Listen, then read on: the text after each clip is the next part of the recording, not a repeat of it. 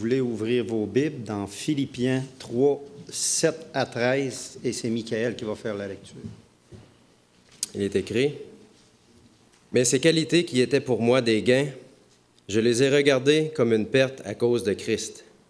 Et je considère même tout comme une perte à cause du bien suprême qu'est la connaissance de Jésus-Christ, mon Seigneur.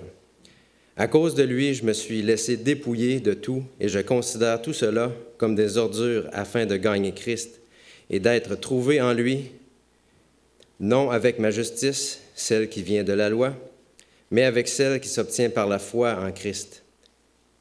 La justice qui vient de Dieu et qui est fondée sur la foi. Ainsi, je connaîtrai Christ, la puissance de sa résurrection et la communion à ses souffrances en devenant conforme à lui dans sa mort pour parvenir d'une manière ou d'une autre à la résurrection des morts. Ce n'est pas que j'ai déjà remporté le prix ou que j'ai déjà atteint la perfection, mais je cours pour tâcher de m'en emparer, puisque moi aussi, Jésus-Christ, s'est emparé. Frères et sœurs, je n'estime pas m'en être moi-même déjà emparé, mais je fais une chose, oubliant ce qui est derrière et me portant vers ce qui est devant. Que Dieu bénisse sa parole. On va demeurer debout pour le moment de louange, et le premier chant va être « Que toute la terre ».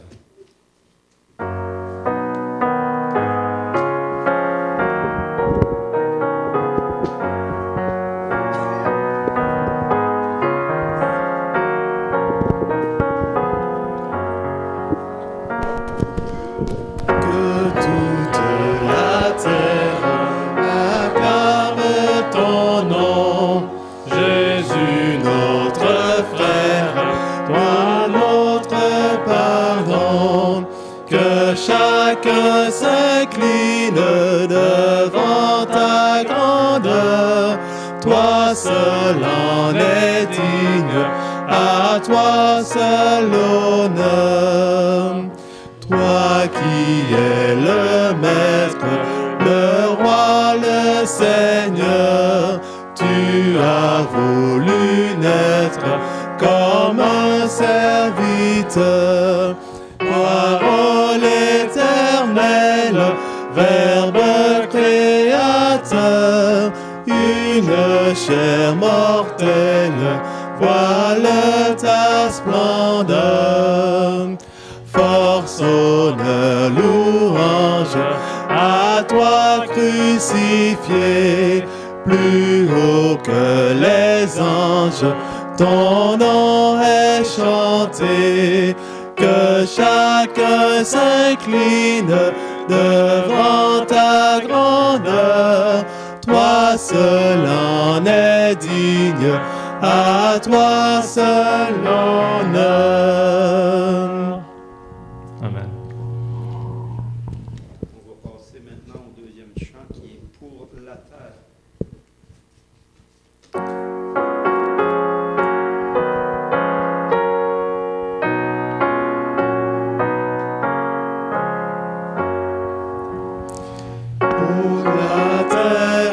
Sa beauté, pour la majesté des cieux, pour l'amour illimité que tu répands en tout lieu.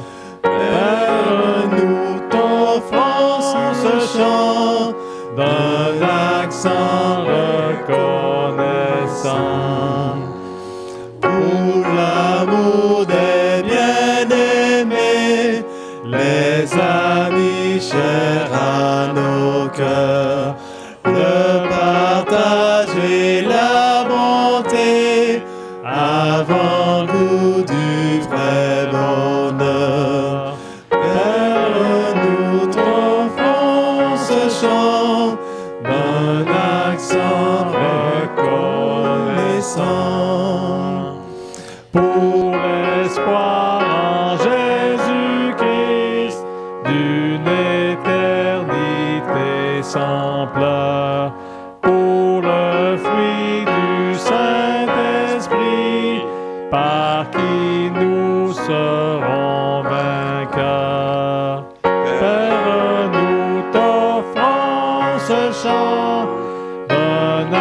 reconnaissant, reconnaissant. Amen.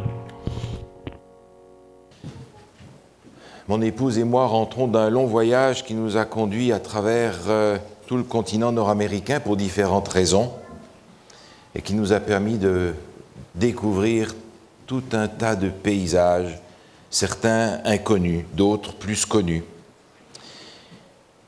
Et j'ai gardé à l'esprit certaines régions particulièrement désertiques que nous avons traversées. Des endroits, on dirait, c'est pas le bout du monde, mais on peut le voir depuis là. Des gens où personne n'habite quasiment. On a l'impression d'être vraiment perdu très loin. Il n'y a rien, il n'y a pas d'arbres, il n'y a personne. C'est le désert. Et tout d'un coup, au bord de la route, on voit ce panneau. Dernière station-service avant tant de kilomètres.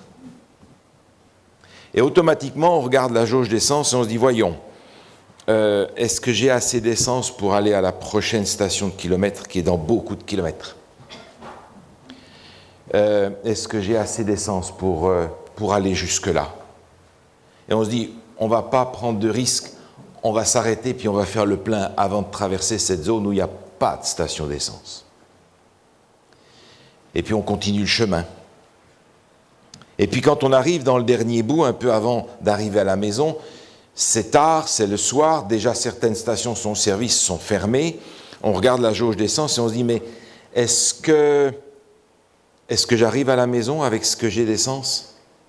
On se dit, il m'en reste encore, mais je vais peut-être faire le plein pour être sûr d'arriver jusqu'à la maison. Et en voyant ça, j'ai pensé à notre marche chrétienne, parce que finalement, nous sommes en tant qu'Église, en tant qu'individus, en marche vers le royaume des cieux. Et je me pose la question, est-ce que nous avons assez d'essence pour arriver jusque-là? Est-ce que nous avons assez d'essence pour remplir la mission que nous avons à remplir? Est-ce que nous avons assez d'essence pour que le travail qui doit être fait en nous soit fait? Le chemin est encore long, on s'en rend compte. Et parfois, le chemin est plus long qu'on pense. Alors, on est en danger de manquer d'essence, manquer de courage, manquer de persévérance, manquer d'énergie.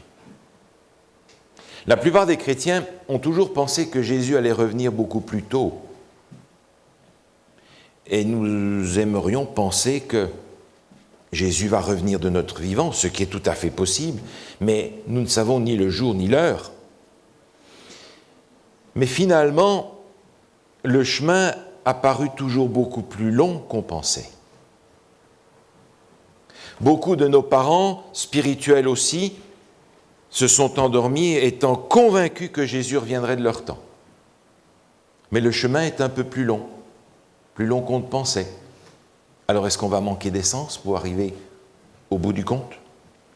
Est-ce qu'on va avoir assez d'énergie, de persévérance, de ressources pour remplir cette mission que nous avons, même si le voyage est un peu plus long et plus difficile qu'on avait pensé au départ? L'apôtre Paul, dans l'Épître aux Hébreux, encourage les gens de son époque à persévérer et à ne pas manquer d'essence, à être sûr d'avoir le plein pour arriver au bout du chemin. Regardez avec moi ce texte, voulez-vous, dans l'Épître aux Hébreux, au chapitre 10. À partir du verset 35, il est écrit ceci. Hébreux 10, verset 35. N'abandonnez donc pas votre assurance, à laquelle est attachée une grande rémunération. Car vous avez besoin de persévérance, afin qu'après avoir accompli la volonté de Dieu, vous obteniez ce qui vous est promis. Encore un peu de temps, celui qui doit venir viendra, et il ne tardera pas. Et mon juste vivra par la foi. Mais s'il se retire, mon âme ne prend pas plaisir en lui. Nous ne sommes pas de ceux qui se retirent pour se perdre, mais de ceux qui ont la foi pour sauver leur âme. Vous avez besoin de persévérance, dit l'apôtre Paul. Le chemin va être un peu plus long, mais le maître ne tarde pas. Attendez, il va venir, c'est sûr. Est-ce que nous avons le plein d'essence pour accomplir en particulier la mission qui nous est confiée? Quand on regarde les chiffres qui sont relatifs à la croissance de l'Église mondiale, on est encouragé. On est encouragé parce qu'on pense, en 1863, lorsque l'Église adventiste s'est organisée, il y avait en tout et pour tout dans le monde 3500 membres. 3500 membres. En 1955, l'Église adventiste mondialement a atteint la barre de 1 million de membres dans le monde entier. Et 60 ans plus tard, maintenant, en 2015, il y a 18 millions et demi de membres dans le monde.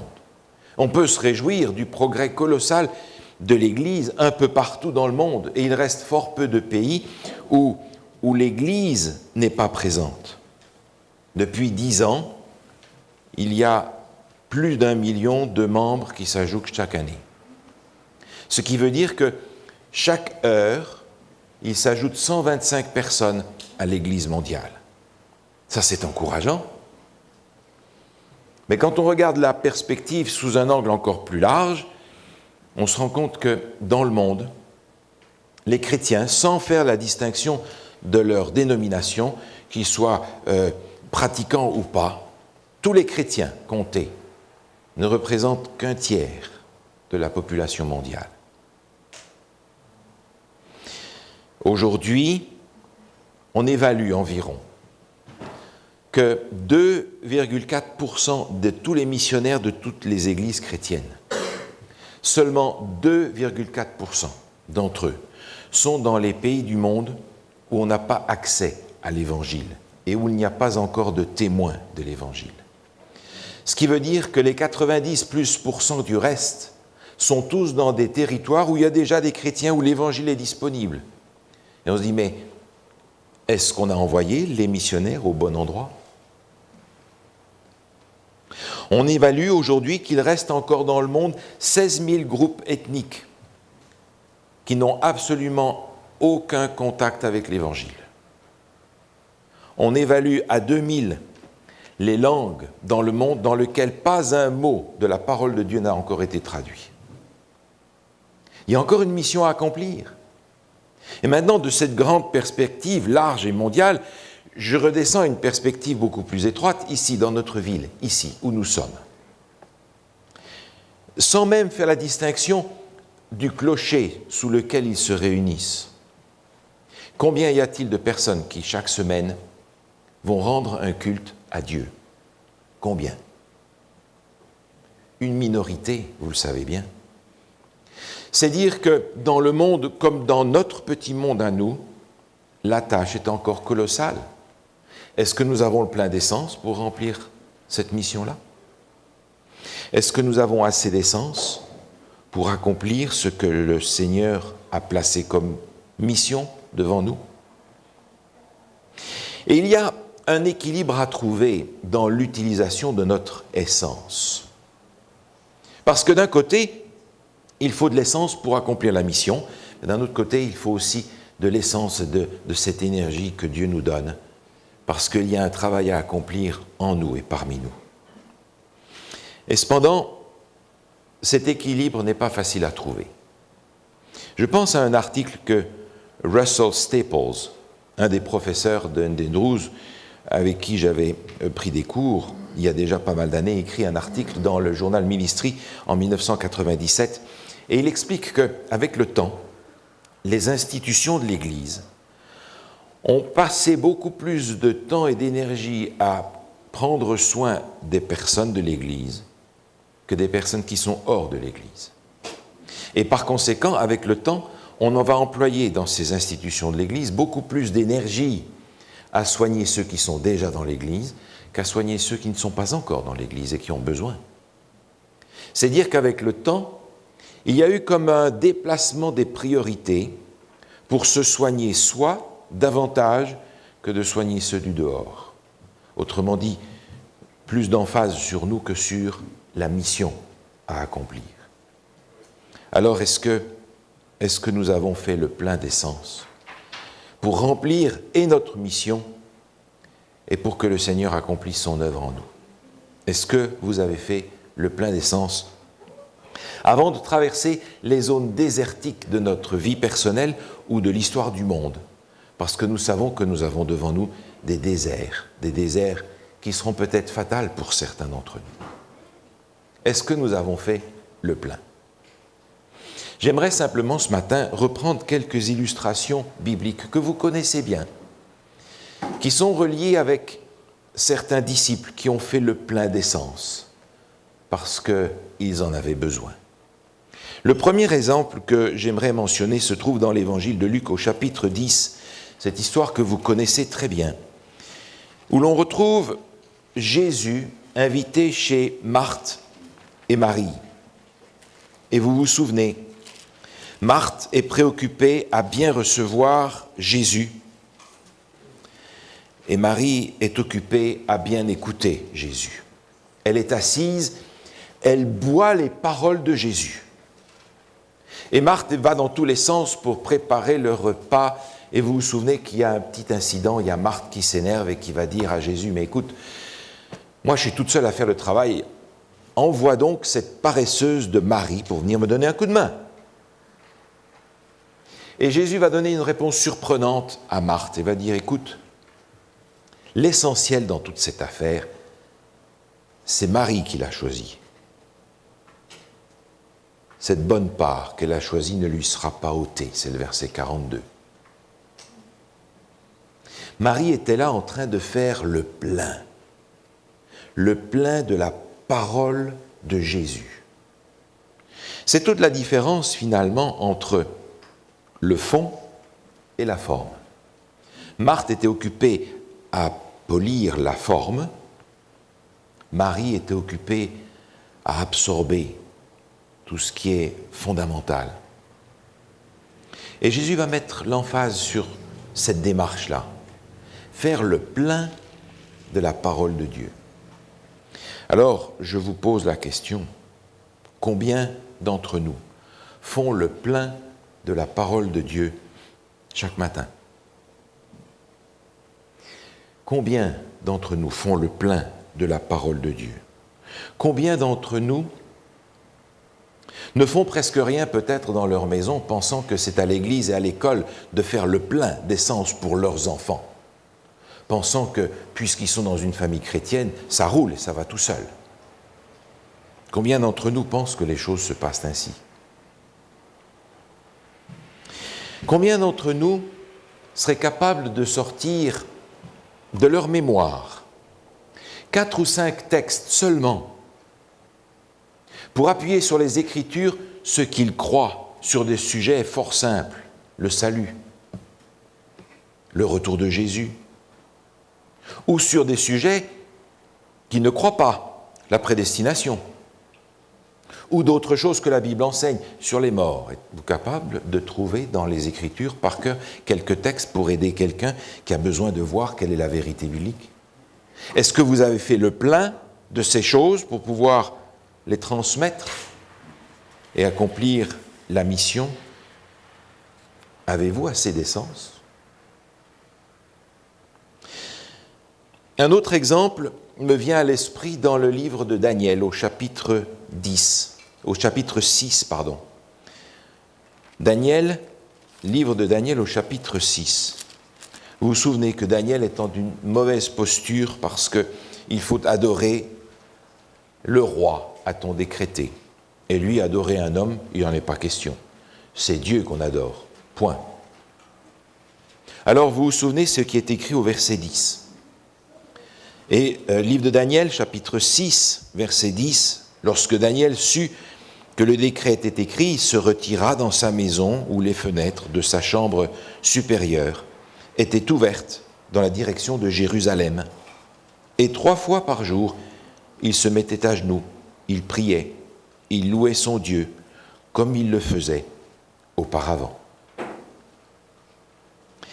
Daniel, dans la situation où il est, va faire le plein 3 fois par jour. Et je suis impressionné parce que je me pose la question, est-ce qu'on fait le plein 3 fois par jour, sentant la nécessité d'être chargé de cette essence divine? le plein 3 fois par jour. Et même si les circonstances changent, incroyable, Daniel est au rendez-vous, comme d'habitude. Il fait le plein dans la prière, dans le contact avec Dieu. Alors, je pose la question, votre prière, votre vie de prière, est-ce qu'elle est devenue une récitation? La même récitation tous les matins, la même récitation toujours? Votre vie de prière, est-ce que c'est une course de liste, une liste de courses, pardon? Est-ce que c'est une liste de courses que vous envoyez au Seigneur en lui disant « j'ai besoin de ça, de ça, de ça, de ça, de ça, de ça, Amen ». Et puis, est-ce que c'est un rituel? Est-ce que votre vie de prière est limitée dans le temps? Parce que si vous priez 4 minutes ou 5 minutes, c'est le maximum parce que vous n'avez plus rien à lui dire. La récitation est finie. Est-ce que votre vie de prière ressemble à ça? Quand je lis les Écritures, je trouve des hommes et des femmes qui passent des heures en prière, qui passent des nuits en prière. Pas nécessairement tous les jours, mais qui sont capables de le faire parce qu'ils ont besoin de faire le plein et de se charger de ce que le Seigneur a à leur donner pour accomplir la mission. Ellen White, dans le premier volume des Messages choisis à la page 121, a écrit ce texte que vous connaissez bien. C'est notre travail, par la confession, par l'humiliation, la repentance, la prière, de remplir les conditions par lesquelles Dieu a promis de nous accorder sa bénédiction. Un réveil ne viendra qu'en réponse à la prière. Alors, est-ce que nous avons fait le plein d'essence dans la prière? Dans une prière qui n'est pas la récitation, dans une prière qui est la communion avec Dieu. Je pense à un autre exemple dans l'Évangile selon Jean, au chapitre 21. On retrouve dans cette page de l'Évangile les disciples un peu désabusés parce que Jésus a été mis à mort, Jésus est ressuscité, ils le savent, ils arrivent à peine à le croire, mais ils se retrouvent au bord du lac, et la seule chose qu'ils savent faire, c'est aller pêcher. Et Pierre, qui est là avec quelques autres, dit à ses amis, « Allez, venez, on va pêcher. » Et ils partent. Ils partent en fin de journée, comme d'habitude, espérant pouvoir trouver la nuit un banc de poissons qu'ils vont attraper. Puis ils travaillent toute la nuit. Ils travaillent toute la nuit et le matin, ils ont rien dans leur barque.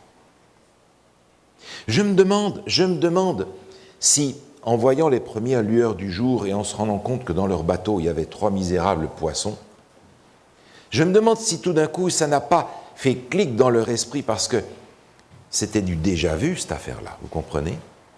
Ça leur était déjà arrivé, ça. Et quand ça leur était déjà arrivé, Jésus leur avait dit, « Jetez donc le filet, en plein jour. » Et là, les bateaux étaient en train de couler tant ils avaient ramassé de poissons. Je me demande s'il n'y a pas eu dans leur esprit ce retour au passé, quelques années avant, où Jésus avait fait ça pour eux. Mais Jésus, comprenez, il n'est plus là. Alors, le jour se lève, et il rentre bredouille. C'est ce qui nous est raconté dans les premiers versets de Jean, chapitre 21. Et puis au bord de l'eau, il y a quelqu'un là qui a préparé le déjeuner. Il dit, vous avez attrapé quelque chose? Non, rien. Ben, jetez donc le filet du côté droit de la barque. Ok. Puis là encore, les bateaux sont en train de couler parce qu'on n'arrive pas à rentrer tous les poissons. Et là, tout d'un coup, ça fait tilt. Ça y est, ils ont mis les deux événements ensemble. Mais celui qui leur a dit de jeter le filet du côté droit, il le leur avait déjà dit. Et il leur avait dit, à partir de maintenant, c'est plus du poisson que vous allez prendre. Vous serez des pêcheurs d'hommes. C'est qu'il l'avait oublié un peu. Et vous vous souvenez de la conversation qui va suivre. Jésus va les inviter à prendre le petit déjeuner. Ils vont apporter du poisson, mais Jésus avait déjà rôti du pain et du poisson pour eux. Ils vont prendre le déjeuner ensemble, un peu mal à l'aise, parce qu'ils savent que c'est Jésus. Et puis, ils ne l'ont pas toujours honoré quand il a été en procès. Et puis, il y a cette conversation avec Pierre. Au fait, Pierre, m'aimes-tu? Aïe, aïe, aïe, c'est pas ce qu'il fallait demander. 3 fois. Et vous vous souvenez comment Pierre va finalement dire à Jésus, écoute, je t'aime, mais je sais que j'arriverai pas à t'aimer comme je voudrais. Alors finalement, Jésus dit à Pierre, suis-moi maintenant. C'est ce qu'on trouve au verset 19. Suis-moi et paie mes brebis. Une autre manière de dire, je t'avais dit que tu serais pêcheur d'hommes. Alors maintenant, fais-le. Là, en faisant ce déjeuner avec Jésus, les disciples sont en train de faire le plein d'essence. Le plein de ce qu'ils n'avaient pas, ce contact avec Jésus, leur rassurant qu'en fait, leur amour pour Jésus est plein, mais qu'il va grandir au fur et à mesure qu'ils servent. Les disciples ont là fait le plein de cette communion avec Jésus. M'aimes-tu? Et quand tu m'aimeras de tout ton cœur, alors suis-moi. Parce que si tu me suis pour une autre raison, tu as perdu ton temps. Suis-moi. Ils ont fait le plein d'essence avec Jésus. Avons-nous fait le plein d'essence de cette communion avec Jésus? Et je pense à un autre événement un petit peu plus loin, sur la même page, dans ma Bible en tout cas, dans le premier chapitre du livre des Actes.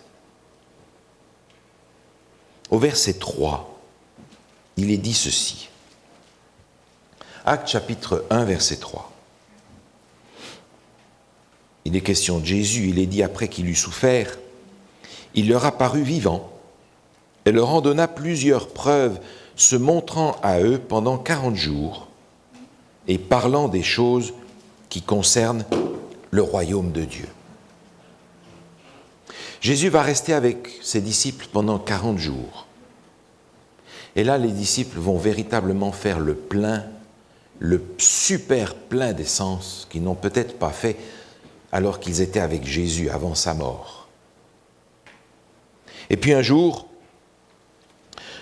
Jésus va leur donner des instructions. Il va être sur le mont des Oliviers, et puis il va s'en aller, leur laissant une promesse. Les amis, je serai avec vous tous les jours. Je m'en vais, mais je serai avec vous. Et puis il est parti. Dans le livre Jésus-Christ, à la page 835, je trouve ce paragraphe qui décrit très bien la situation. Lorsqu'ils revinrent à Jérusalem, on les considéra avec étonnement. On s'attendait, après le procès et la crucifixion du Christ, à les trouver abattus et honteux. Et leurs ennemis pensaient voir sur leur visage une expression de douleur et de défaite. Au lieu de cela, on apercevait sur eux que la joie et le triomphe. Leurs visages resplendissaient d'un bonheur qui n'était pas de la terre. Loin de se lamenter sur leurs espérances déçues, ils ne faisaient que louer et remercier Dieu, racontant avec joie les faits merveilleux de la résurrection du Christ et de son ascension au ciel. Et beaucoup de personnes acceptaient leur témoignage. Ils ont fait le plein avec Jésus. Et quand ils sont partis seuls, ils n'étaient pas abattus, ils étaient souriants, ils étaient heureux, ils étaient confiants, ils étaient partis en vainqueurs et pour vaincre. Et les gens se sont demandé, mais qu'est-ce qui leur est arrivé à ceux-là? Et un peu plus loin dans le livre des Actes, ce texte extraordinaire au chapitre 4 où il est dit, ils reconnurent qu'ils avaient été avec Jésus. Parce que Jésus, lui, il avait le plein d'essence en permanence. Les disciples, souvent, se retrouvaient au moment où on arrive dans la réserve et qu'il y a la petite lampe qui s'allume. Alors Jésus les amenait et leur faisait le plein. Et puis je pense que nous aurons besoin souvent de venir faire le plein, comme les disciples. Le plein au pied de la croix et le plein devant le tombeau vide. Le plein pour remettre tous nos fardeaux à Jésus et pour bénéficier de sa résurrection. Et il y a encore un autre événement qui me vient à l'esprit, encore dans ce même chapitre du livre des Actes. Quelques versets plus loin, verset 8, vous connaissez cette phrase. Il est dit « Mais vous recevrez une puissance, le Saint-Esprit survenant sur vous. Et vous serez mes témoins à Jérusalem, dans la Judée, dans la Samarie et jusqu'aux extrémités de la terre. » Jésus a promis de donner son Saint-Esprit. Il a promis de faire le plein d'essence. Pendant mon voyage, cet été, je me suis rendu compte d'un travers que j'ai. Vous savez, il y a des stations-service où c'est marqué « On vous sert ». Ça veut dire que c'est pas toi qui prends la pompe et qui te sert. Il y a quelqu'un qui vient « Bonjour monsieur, qu'est-ce que vous voulez ?» qui le fait. Quand je vois ça, je passe et je vais à la station suivante qui est self-service. Je ne sais pas pourquoi je préfère me servir moi-même. Ben, c'est peut-être parce qu'après on vous nettoie le pare-brise, on vous nettoie ceci, puis on attend petite pièce. Je me sers, je me débrouille, je m'en vais. C'est un travers parce que quand on a affaire au Seigneur, il n'y a que des stations où on nous sert. C'est le Seigneur qui fait le plein. Et il ne faut pas dans ma vie chrétienne que je tombe dans le travers que j'ai sur la route, de n'aller dans les stations où je me sers moi-même. Parce qu'en réalité, Dieu veut me servir et se servir de moi. Dans le livre Les événements des derniers jours, à la page 194, je trouve ce paragraphe. Nous ne pouvons pas nous servir du Saint-Esprit. C'est lui qui doit se servir de nous. Mais il en est beaucoup qui refusent de se soumettre à ce principe. Ils veulent garder leur autonomie. C'est pourquoi ils ne reçoivent pas le don céleste. C'est seulement à ceux qui espèrent humblement en Dieu, qui recherchent son conseil et sa grâce, que l'Esprit est donné. Alors le Seigneur nous a fait la promesse de faire le plein pour chacun d'entre nous autant qu'il peut, de nous donner tout ce dont nous avons besoin, mais c'est sûr que pour que le Seigneur puisse remplir notre réservoir, il faudra que nous l'ayons vidé de tout ce que nous y avons mis et qui ne marche pas. Alors je crois que nous avons encore un long chemin à faire. Peu importe sa longueur, nous avons encore un long chemin à accomplir. Que ce soit pour notre mission ou que ce soit pour cette transformation dont nous sentons avoir tellement, tellement besoin. Il y a encore tellement à faire et je voudrais que le Seigneur le fasse plus et plus vite. Et je me rends compte que la pluie de la première saison n'a pas encore produit tous les fruits de l'esprit que je voudrais. Et puis pour remplir ma mission, j'ai l'impression de me trouver de temps en temps, souvent, trop souvent, dans la situation où la petite lumière de la réserve s'allume, parce que je suis presque à vide. Alors je vous propose d'aller faire le plein à la prochaine station. Et à cette station, c'est marqué « On vous sert ». Et c'est Jésus qui le fait. Amen. Si vous voulez vous lever, on va poursuivre avec un chant. Poursuivons notre course.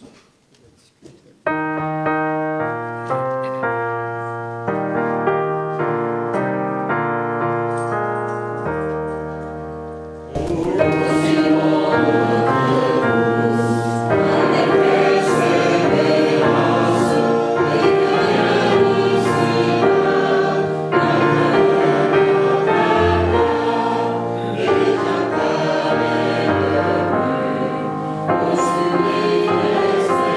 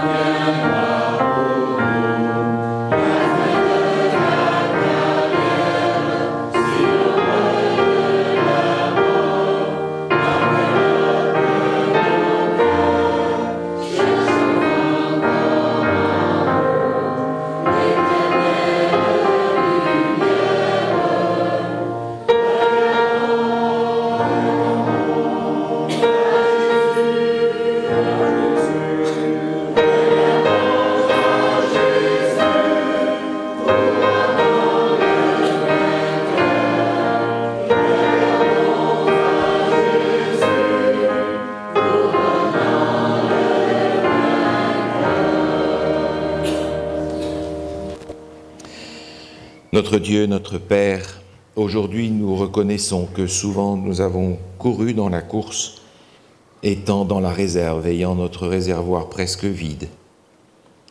Et nous te prions aujourd'hui de nous accorder cette grâce, d'avancer dans la mission qui est la nôtre jour après jour, non pas sur notre force, mais sur la tienne, et de faire le plein aussi souvent que nécessaire, pour que tout ce que nous ferons soit fait par ta force, à ta gloire, par ta grâce. Remplis-nous aujourd'hui, nous t'en prions, selon ta promesse, de ton esprit dont nous avons tant besoin pour que ton œuvre s'achève en nous et que nous puissions être utiles à ce que tu as prévu pour chacun d'entre nous, là où nous sommes. Accorde-nous cette grâce, Seigneur, au nom de Jésus. Amen.